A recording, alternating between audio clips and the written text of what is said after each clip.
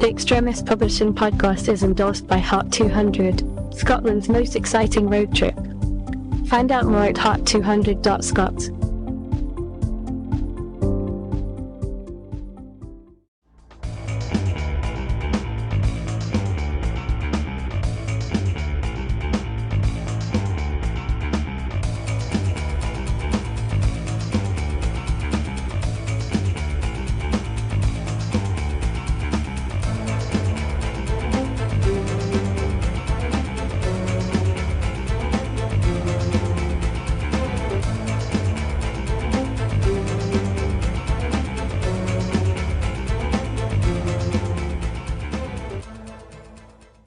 Hello and welcome to the Extremist Publishing podcast. I'm Tom Christie. It's my great pleasure to be joined today by Professor Joy Hendry. Joy is Professor Emerita in Anthropology at Oxford Brookes University and is one of Europe's best respected experts on Japanese culture, having been decorated for her academic research in the UK, Europe and in Japan. Today Joy is going to be discussing with us her book An Affair with a Village, in which she explains her time spent in the Japanese village of Kurotsuchi from the 1970s until the present day. Joy, thank you very much for joining us today. Oh, thank you for inviting me. Now, I wonder if you could tell us a little bit about the initial idea behind your project. Where did the book come from? Well, it's a book I started to write 45 years ago, and it tells the story of my 45-year relationship with the village. And the first visit I made there, I stayed for a year, and it was to do field work for my doctoral thesis, because in those days that's what we did to learn about anthropology. We went and stayed in one place for a year and got to know the people really well. And the year was important because you went through the ritual cycle, through all the seasons, and you could see all the things that happened. And so I've obviously got to know people very well, and I chose a village of 54 houses so that I would be able to get to know the members of each family. And my subject was marriage, so I was able to go to a few weddings and talk to people about their marriages, and different generations would explain to me how things had changed. And then over the years since then, I've been keeping in touch with them. One of the things that's been important is that there have been various changes in village life and in family life, so I would go back and look at that, and just to keep in touch. I've been going back. So the book tells the story of, first of all, how I was there and what I was doing and how I got to know people, and then over the period of the 45 years, the times I've been back, the changes that have happened, and the reason I finally got it into print is because I'd collected a lot of materials, the most significant really being a sort of family tree for the whole village, so how everyone in the village was related to everybody else. And I'd had that sitting on the top of my bookcase for all these years, getting dusty. And I got it out and I thought, they'd probably like to have this in the village, and there's no point in me just leaving it here, no one else is going to want it.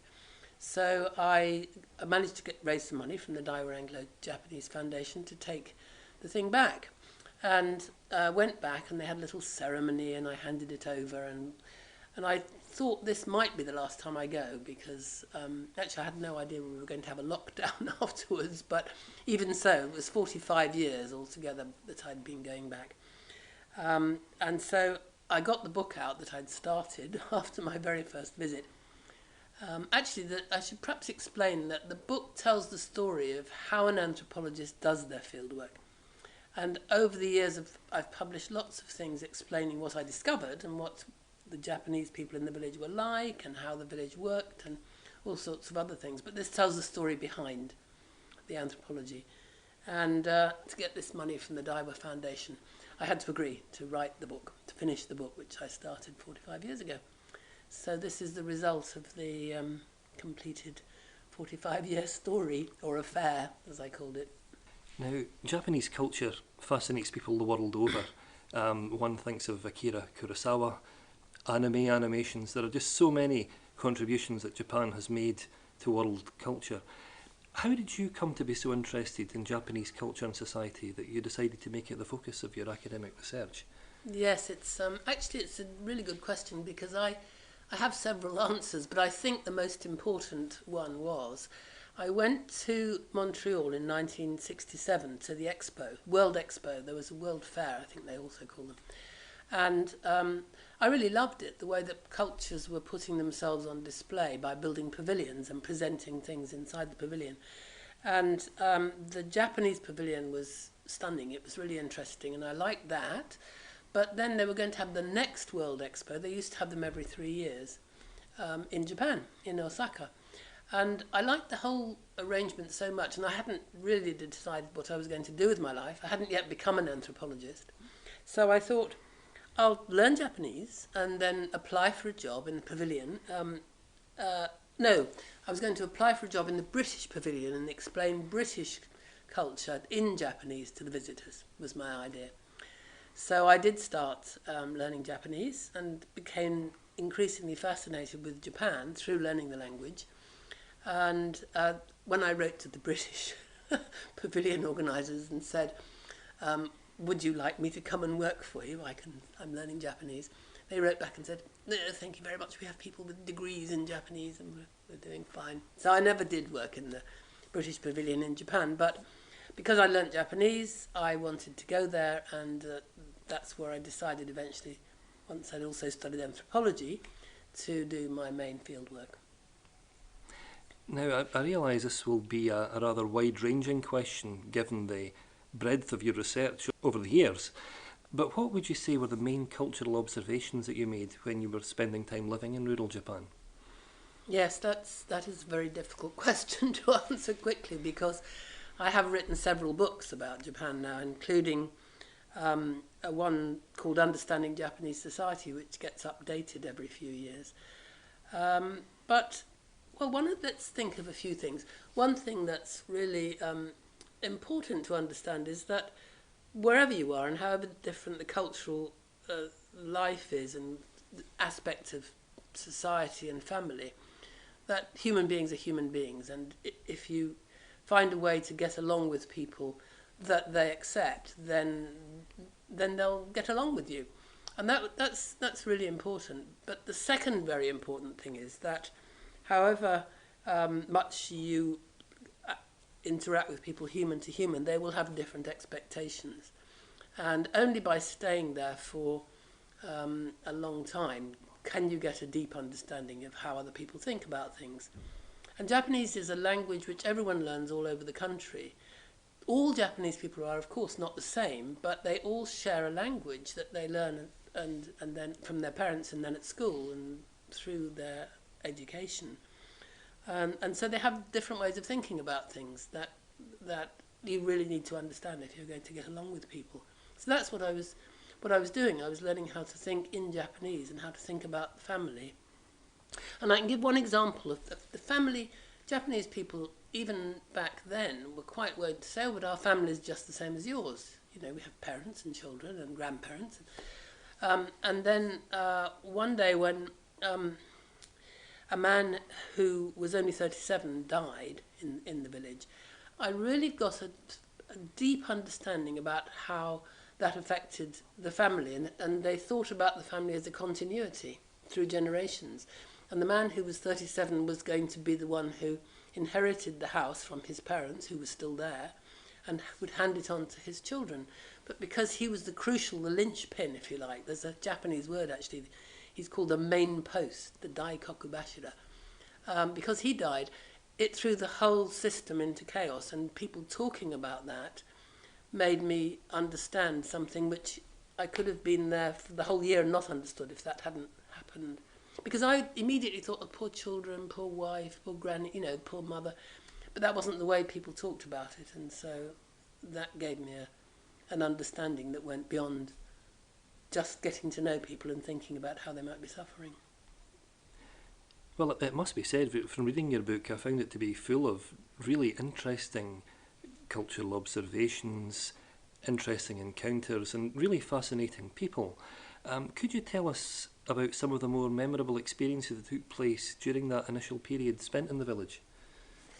Yeah, I mean, one thing that was really, and this doesn't happen everywhere in the world, but this was the fact, doing research in Japan, people were always willing to help, They were kind, they were generous in that I would hardly leave the village. I had a bicycle and I would cycle in and out of the village because our house was just outside and I had my husband there, and I would cycle in the morning and do my work all day and sometimes into the evenings, and I would rarely cycle back with an empty bicycle basket because people would just pop things in. So the man who was growing oranges would put a few oranges in, and people put vegetables in and flowers, whatever they happened to have. So they were very generous and kind, and I think they liked the fact that I'd chosen that village, because people from other villages would come by and say, "Why have you chosen this village? Why haven't you come to ours?" So I had immense cooperation from the beginning, and that's not the case in other parts of the world. Sometimes people don't like anthropologists being there. So that was one thing that was memorable. Another thing was that people almost competed to be part of what I was doing. So they wanted to, that once they started asking me to stay, for example, to see what it was like staying over in their houses, I got all these invitations to stay in people's houses, which was incredibly helpful because I could see not only what people told me, but how they lived in their houses overnight and in the morning. And, you know, I could go out and work with them and do things with them. And to be invited to do that was, I think, a great privilege. You returned to the village on a number of occasions in the years following the completion of your PhD. What kind of changes did you find there over the passing decades? There are two things, really. There's one thing that Japanese sociologists are always writing about change. And one of the things I found by going back was that the sociologists didn't always get their anticipation of what was happening right. So the family, for example, when I first went there, many of the families were continuing families, so there'd be houses with 3 generations, and they would expect to pass it on to the next generation. And the number of houses that still do that has diminished over the years. So that's one major change. Now, the Japanese sociologists were saying from the beginning, oh, we're all going to have nuclear families, this continuing family is not going to exist anymore. But in fact, what's happened is they take their statistics by looking at how many people are living in a house. And one of the things that happened is that people started building an extra house next to their main house for the young couple. So they would be classified as 2 separate houses, but they would be so close that they would be working together and doing festivals and ceremonies together. And just because they weren't sleeping in the same house didn't mean that they weren't living as a continuing family. So that was a really interesting thing that I discovered over the years, that I was looking at the way Japanese expected things to change and finding that actually it was slightly different when you're going back and have a long-term relationship with people. Well, one thing that's very clear from the book is the number of amazing friendships that you forged with the villagers. How have these friendships developed over the years? Yes, well, of course, we've all grown old together. Well, not necessarily all of us, because not everyone was my age, but the people who were the same age as I was when I was there, we've grown up, we've got married, we've had children, we've gone through the various stages of life, and I was trying to find out about the 3 generations when I was there, and people who had time to talk to me were often the oldest people. So I would get to know them quite well. But then going back over the years, I would build up a better relationship or a different relationship with the younger people in the family who I hadn't known so well. So that's one example. But the main family that I got to know better than any others was the one that lived next door to me. And their daughters, who were just at school when I was there, and their son have... well, actually, not the second daughter. So the first daughter came to visit me. She was the very first visitor to come to both England, where I was working, and Scotland, to this very house where we are now. And then I've stayed in her different houses when she got married and moved, and that family's son as well. He was a 2-year-old when I was doing the first field work. And he and his wife have been here, and I've stayed with them, and so I've seen them change over time, and we've gone through various procedures, so we can compare notes about bringing up children. And actually, that was a project I did later, I was looking at marriage that time, and then I went back and did another project on looking at how people bring up children. And I did it in a different place, completely separate place in Japan, where about 1,000 miles away. So the local culture was different. But I went back to the village and talked to people about how they were bringing up their children there. And because I'd got age mates, if you like, people of the same age, we could compare notes about our very own children. And I took my children back with me. So that time they were there running around playing with the children of the same age, and I could chat to the mothers. And so that was the way that we got to know each other very well. And the family that I probably got to know, well, apart from the neighbours, the family in the village that I have kept in touch with and got to know probably better than any others is the family of the carpenter who came to build a Japanese room in Oxford Brookes University. And he brought his son, and it took 3 weeks to put it all together. We talked about it in Japan, we made a plan in Japan, we bought the wood in Japan, they sent it over, and then he came and stayed in my house in Oxford because he speaks almost no English, so he wanted to stay with me rather than in a hotel where he might have to try and speak English. And so they stayed with us, and it was just great because his wife and I think a cousin came, and we did a bit of sightseeing and tourism as well. And because we were all staying together in that close proximity, we got to know each other really well. I don't actually stay with them when I go back. I stay with the neighbours, who are my closest family, really. But the people who, the family of the carpenter, always invite me and visit, and we eat together and so on. Yes, that's an interesting thing, isn't it? I mean, you do explain in your book about people who've come from the village to the UK to visit you here. Did you get much of an impression of what their observations were of British culture? Oh yes, they always we always compare notes and explain things. The people of approximately my age who lived next door, who came to stay, didn't adapt very much. So I really had to adapt when they were in Scotland, especially to let them live as they wanted. I mean, they came into.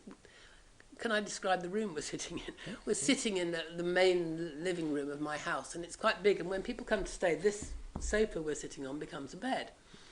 Now, this Japanese family felt uncomfortable being in such a big room, and so behind the sofa, between here and the window, there's a space which is not very big. There's a window seat, and you can sit there, and it's quite small. And they settled in that area, as if to make it their own little space. So they adapted, and I mean, I adapted to them, and they adapted to being here. And we ate fish every day, the whole time they were here, because they didn't want to eat meat, and they loved fish. And incidentally, I noticed that eating fish every day does help with your memory. And whereas their son, who came with his wife, who's Korean, incidentally, they came and they wanted to do everything Scottish that they could do. So we had to go. We went and visited various sites, and he wanted to buy a tweed jacket and a deer stalker, and he even bought a bandsman's raincoat that people wear over their bagpipes because he wanted to be very Scottish. And they tried everything. They tried haggis. They loved whiskey, and they made me buy a huge haggis for them to send back to Japan. And sent pictures when they got back. So, it depends obviously on the person, but people had different reactions. That's just giving you two examples. But the carpenter and his wife and son and the four of us would go out. And when we went to a pub, because we thought we'll show them what this is in England, not near Oxford. They wanted to, and we got the menu to eat in the pub.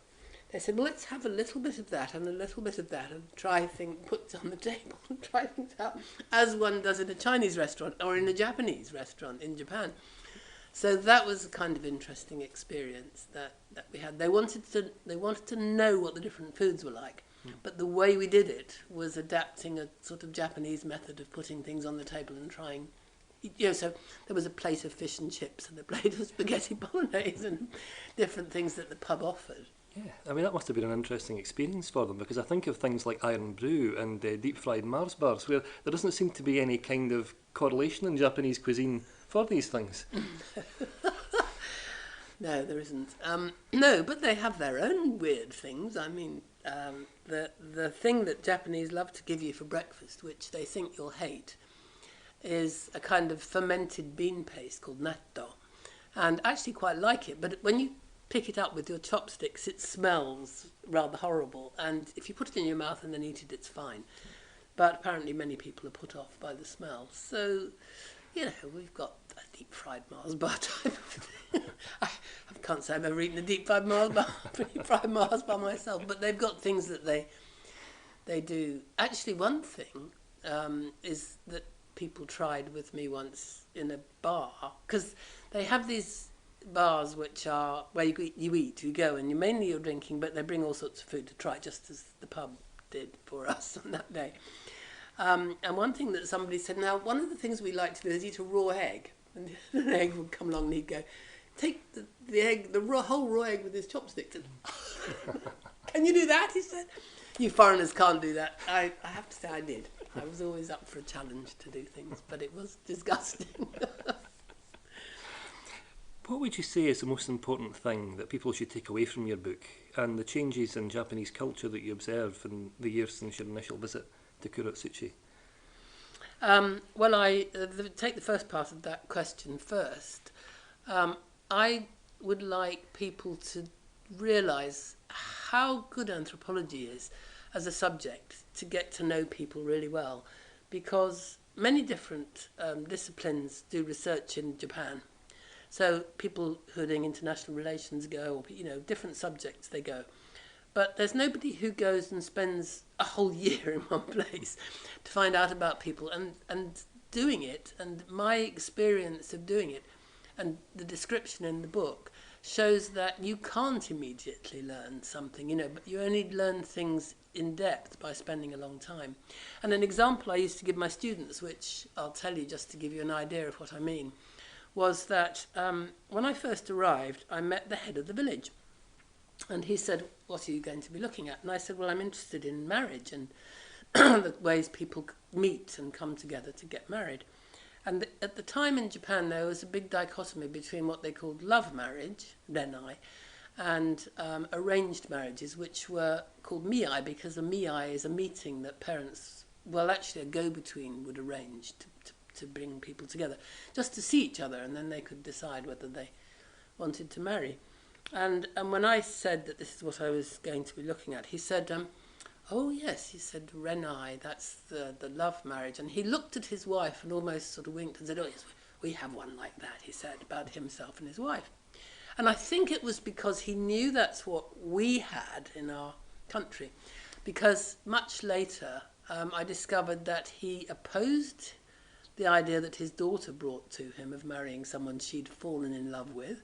He said, no, you can't do that. And then I actually heard him even later telling his friends how detrimental to relationships he thought, or to families, he thought a love marriage was. The good news is that the daughter did manage to find someone to introduce her to the man she wanted to marry, as if they hadn't met. And the father then went, oh yes, of course, he seems a perfectly fine chap.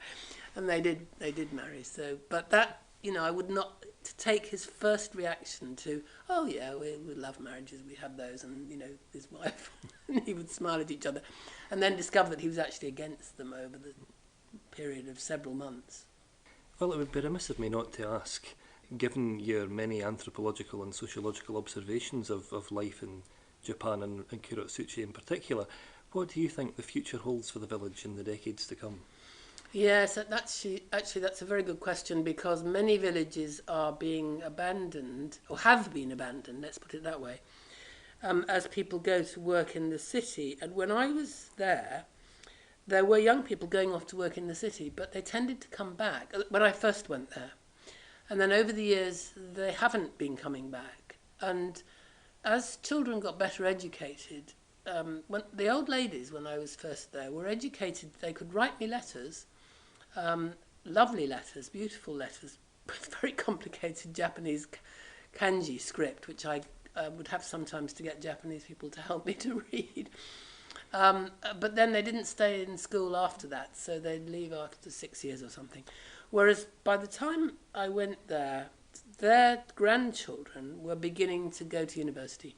And if they went to university, then they tended not to want to come back and look after the farm. They wanted to do something else. So there were people leaving and staying away, but many people were still coming back, so the village was operating quite well. And over the years, many villages all over Japan have become quite abandoned as the young people go and the old people die. But I have to say that a new thing that's occurred, especially since the big tsunami in 2011, is that many people went up to that rural area of Japan to help. And they went from the cities. They discovered that life in the country was actually quite enjoyable. And so some of them started settling. And 2 or 3 anthropologists are now looking at a return. I mean, people have always talked about how the return is important to the country. But what's happening now is people can go and live in the country, miles from the city, and they can communicate using the internet. You know, they don't have to be in their offices, as we've discovered over lockdown.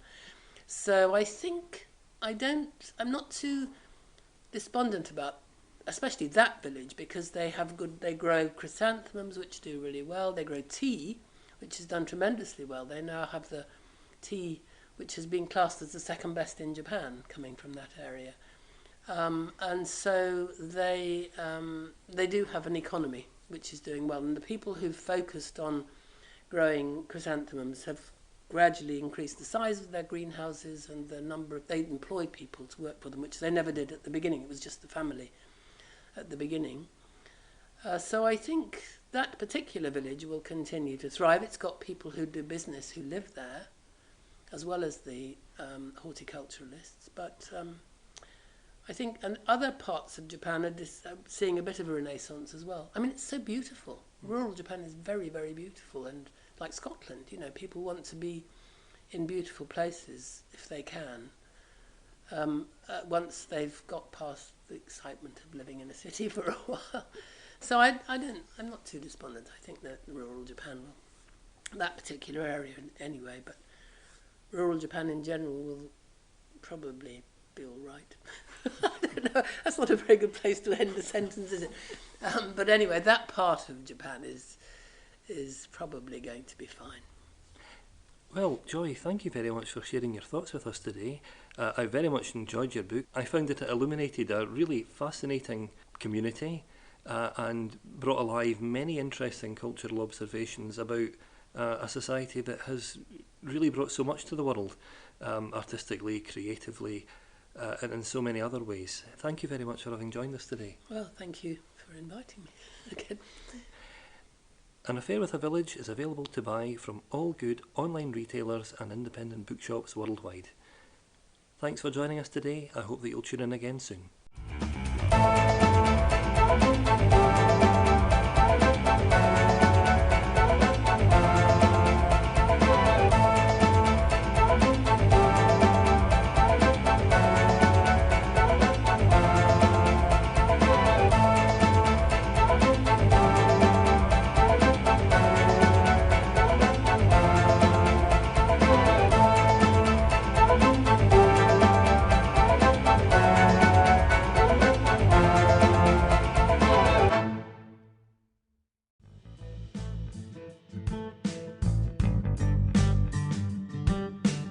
If you would like to find out more about advertising on the Extremis Publishing podcast, please visit their website at www.extremispublishing.com for details.